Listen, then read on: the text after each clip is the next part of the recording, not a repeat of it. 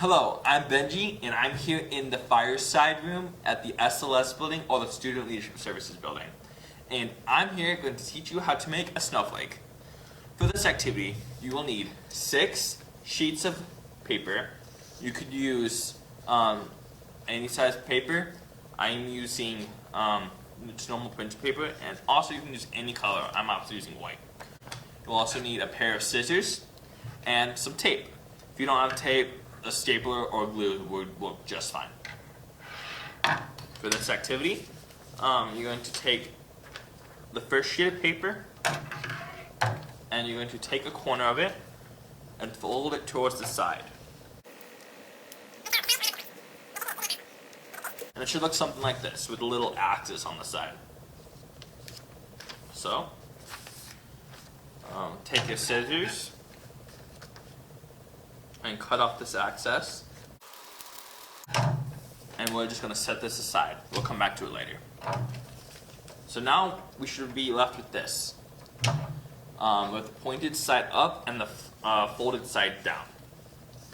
We are going to take our scissors and cut diagonally towards the top, but not all the way towards the top. Something like this. And we're going to do the same on the other side.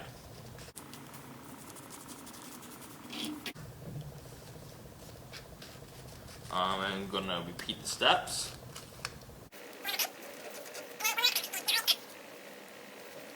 Left with this little Christmas tree looking thing. You fold it up, and this is what it should look like. Next, we are going to fold in the sides, the little corners, and we're just going to grab a piece of tape. Not too big of a piece. And we're just going to take these corners like this and fold it in. Tape it and fold it in. So it looks something like this. We're going to turn it upside down, grab 2 more corners, put the corners together, grab some more tape,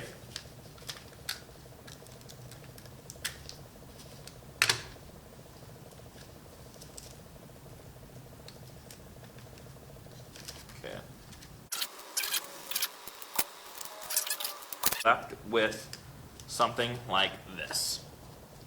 And once you've done with that, we're just going to set it aside. We are going to do that 5 more times. So I first learned this activity when I was in 7th grade. It was the last 2 days before winter break started. And the second to the last day, our teacher gives us sheets of paper, and she tells us to make the fold, cut off the excess,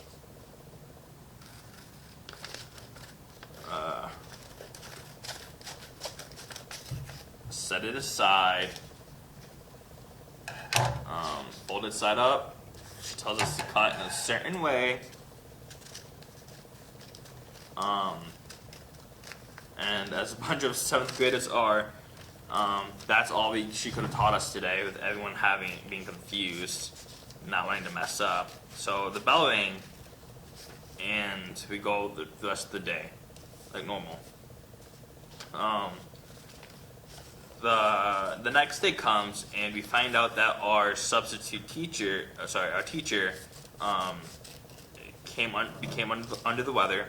And then we had the substitute teacher, and little to my knowledge that our sub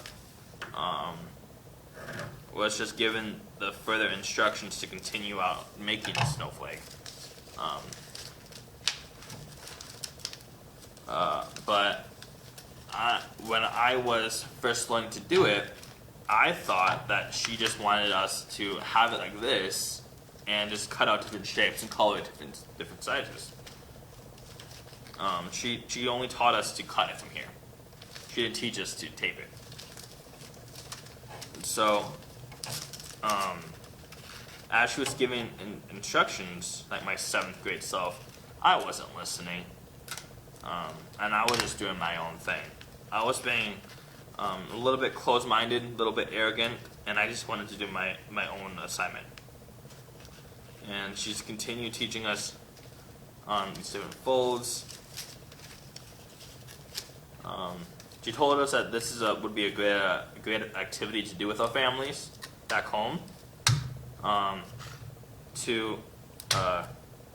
We could do it one or two ways, where we could each just make our own snowflake as a family, or have each person do parts of the snowflake, and each family would have one big family snowflake together, which I thought that was cool too.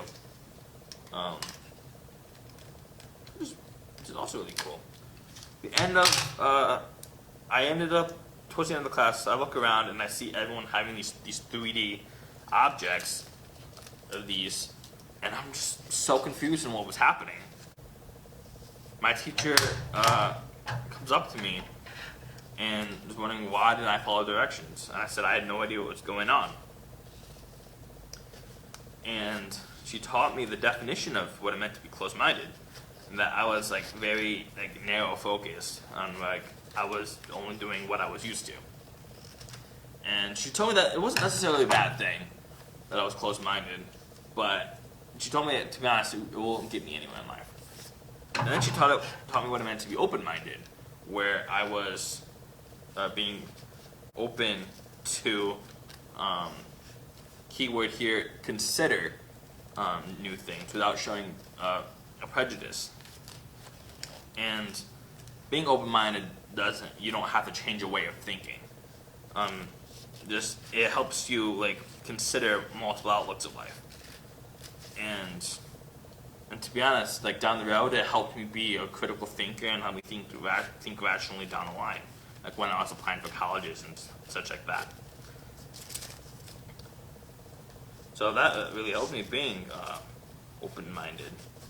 And I honestly, didn't think that this small activity would remind me of what it meant to be open-minded. Okay. Here we have another snowflake made. So far we have 4 of them ready. I have 2 more to make. I'm just gonna quickly make them, so you won't see me make them, and we'll come back once we have all 6 made. So now that we have all 6 cut out, let's start to assemble. As we do that, let's talk about what we learned today. We learned that being closed-minded wasn't necessarily a bad thing, but it won't help you in life.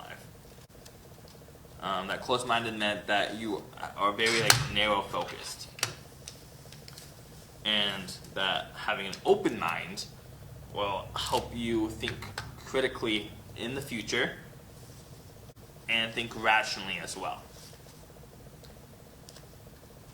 So what I'm doing here is that I'm taking 3 snowflakes and I applied tape to each of the sides. Now I'm going to take these corners, pinch them together, grab another piece of tape. Actually, let me grab tape first.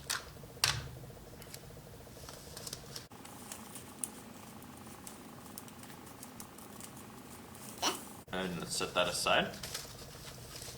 So it should look something like this. I'm going to do the exact same thing to this. So now that we have our 2 halves, we can simply tape them together. So designate a top of a snowflake, and voila, you have your snowflake. Thank you for watching today's video. I also would like to mention that with those little things, strips of paper I set aside, I created these little chain things, as you can see right here, that you can easily just tape to the ceiling or to your wall for more decorations.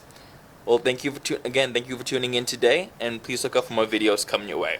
Have a good day. Bye-bye.